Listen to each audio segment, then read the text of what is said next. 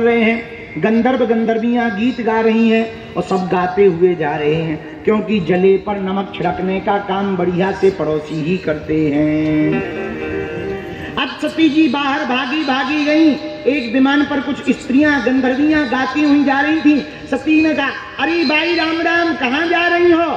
अरे सती, तू यहीं है?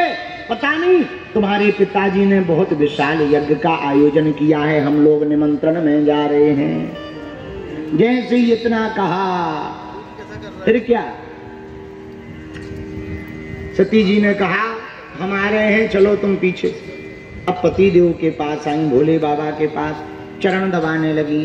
शंकर जी बोले, देवी आज हमारी खूब सेवा हो रही है, क्या बात है? सती जी बोली, महाराज स्त्रियों का धर्म है पति के चरणों की सेवा करना। शंकर जी बोले, पर आज बिना बात के ही सेवा हो रही है। जब तुम्हें बिना बात के चाय मिलने लगे, बिना बात के भोजन मिलने लगे, बिना बात के हलवा के लिए पूछा जाने लगे, जितने विवाहित पुरुष बैठे हैं समझ जाओ या तो जेब कटने वाली है या गला कटने वाला है। भोले बाबा बोले, देवी आज बड़ी सेवा हो रही है। जी महाराज, क्या बात है? कुछ भी नहीं महाराज, आपको एक खबर पता है? बताओ कौन सी खबर? भोले बाबा से सती जी बोली, महाराज आपकी ससुराल में आपके ससुर जी ने विशाल यज्ञ का आयोजन करवाया है। भोले बाबा बोले, कोई निमंत्रण आया क्या? बोले, निमंत्रण तो नहीं आया, पर डाक गड़बड़ा गई होगी। पिताजी हमारे निमंत्रण जरूर भेजे होंगे, पर डाक चिट्ठी इधर उधर हो गई होगी, शायद पता ठीक नहीं मिल पाया होगा। भोले बाबा ने जो बात आज तक छिपा करके रखी थी, वो श्राप समारोह की पूरी बात बतलाई। सती जी बोली, महाराज आप चिंता ना करो, हम पिताजी को ले आपकी शरण में डाल देंगे। भोले बाबा बोले, सुनो देवी, अभिमानी को समझाना बड़ा मुश्किल है, इसलिए तुम्हारे पिताजी का समझना बहुत कठिन है। परंतु सती जी नहीं मानी। पति की आज्ञा जब नहीं मानी, जब भोले बाबा की बात नहीं मानी, तो भोले बाबा ने कहा, जैसी भगवान ने इच्छा रची हो, तुम्हें जाना है तो जाओ। अंत में भोले बाबा ने एक विचार किया, हुई यही सुई जो राम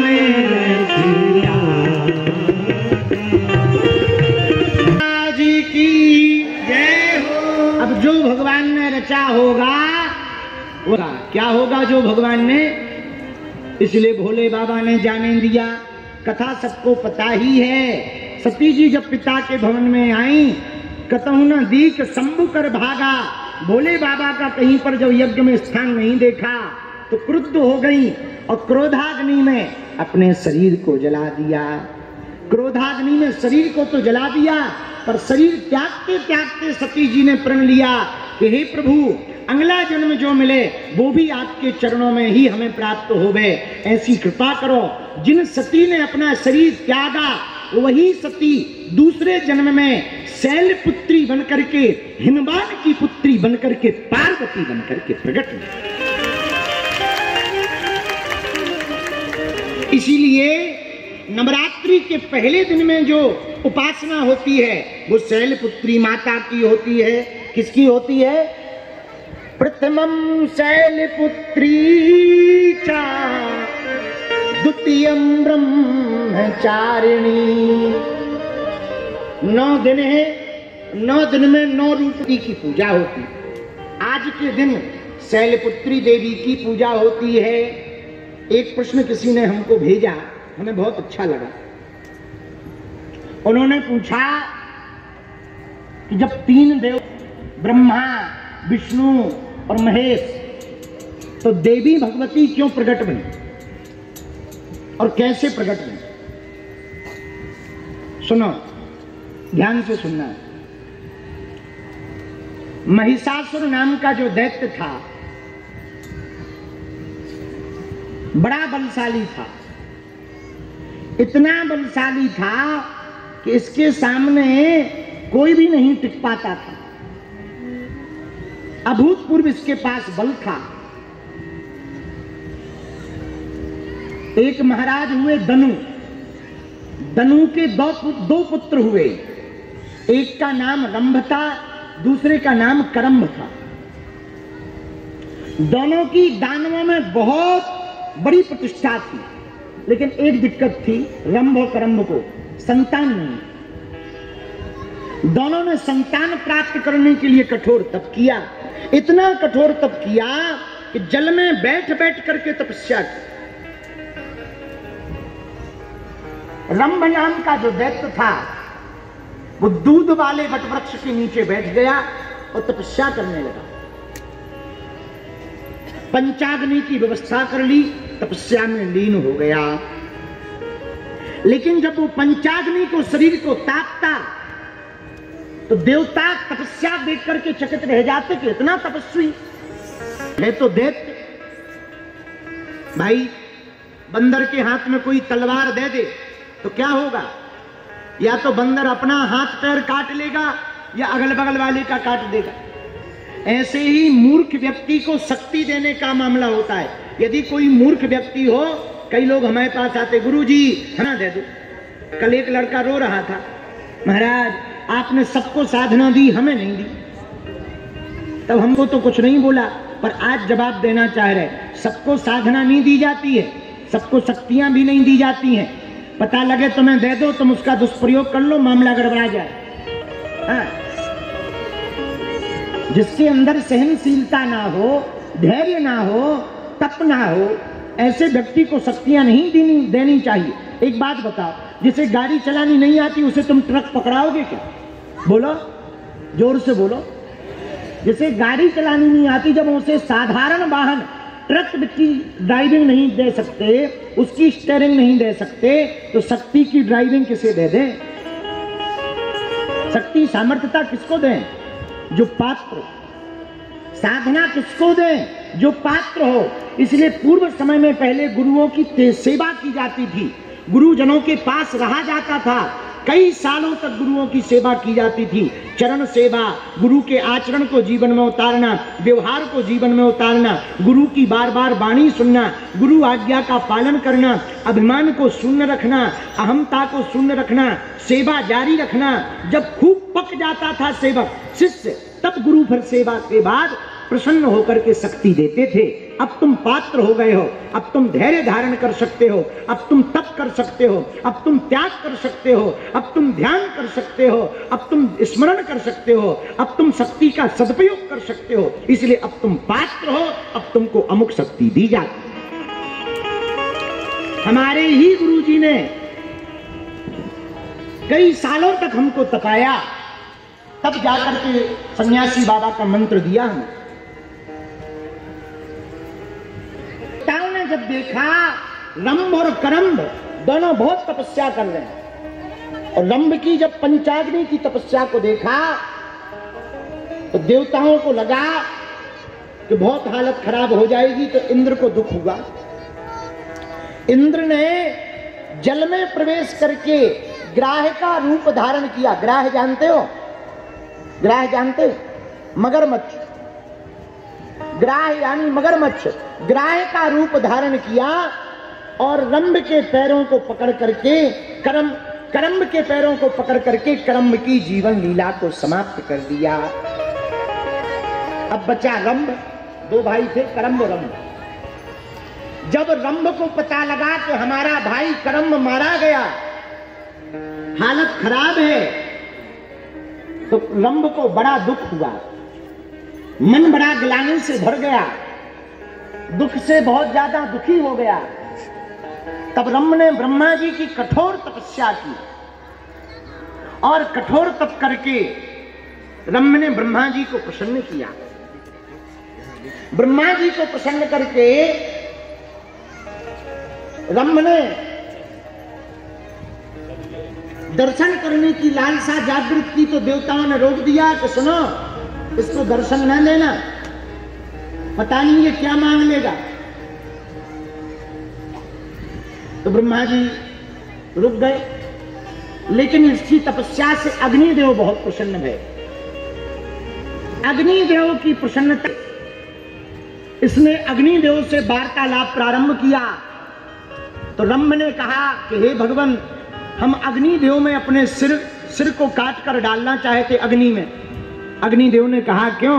बोले महाराज, हमारा भाई भी चला गया, कोई संतान है नहीं है, ऐसा जीवन जीना बेकार है। बोले तुम मरो ना, हम तुम्हें एक वरदान दे रहे। महाराज आज्ञा दो।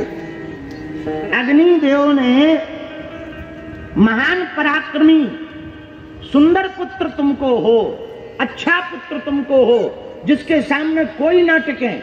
हम तुम्हें वरदान दे रहे, रंभ तुम्हारे द्वारा ऐसा पुत्र उत्पन्न होगा कि देवता भी उसको परास्त नहीं कर पाएंगे। तुम अपने प्राण मत त्यागो, हम तुम्हारी तपस्या से प्रसन्न हैं, वरदान है तुम। अब तो रंभ बड़ा खुश हो गया, बोले महाराज बड़ी कृपा हुई कि आपने हमको ये वरदान दे दिया, लेकिन सुनो एक दिक्कत होगी तुमको, वासना तुम्हारे अंदर बहुत आएगी।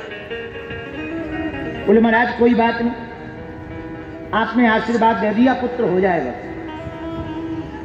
अब देखना वासना कितनी बलवान होती है। वासना में व्यक्ति को कुछ भी नहीं दिखाई पड़ता।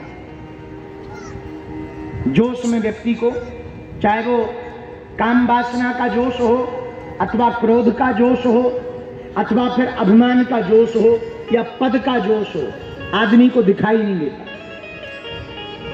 वही हाल हुआ रंभ के साथ। जब काम वासना सताई तो उसे कुछ दिखाई नहीं पड़ा। सामने एक महिषी, महिषी मतलब भैंस, भैंस खड़ी थी, उसी के साथ शारीरिक भोग किया उसने। और शारीरिक भोग करने के बाद उस रंभ दैत्य के वीर तेज से, उस महिषी के संयोग से एक पुत्र उत्पन्न हुआ जलते समय, जिसका नाम महिषासुर रखा गया, क्योंकि वो महिषी से पैदा हुआ ना। लेकिन रंभ भी ज्यादा दिनों तक जीवित नहीं रहा। जब महिषी से शारीरिक भोग किया तो इसे पछतावा भी हुआ। और एक और भैंसा बड़ा बलवान वहीं बगल में खड़ा था, वो रंभ को देख करके क्रुद्ध हो गया, अपने सींगों से आंतों को विदीर्ण कर दिया, पेट में मार दिया, रंभ मारा गया। तो जो महिषी थी भैंस, उसको बड़ा दुख हुआ, बड़ी पीड़ा हुई। अब कैसा भी ये था तो पति ही, भले ही कुछ देर पूर्व में प्राप्त हुआ, पर है तो पति ही।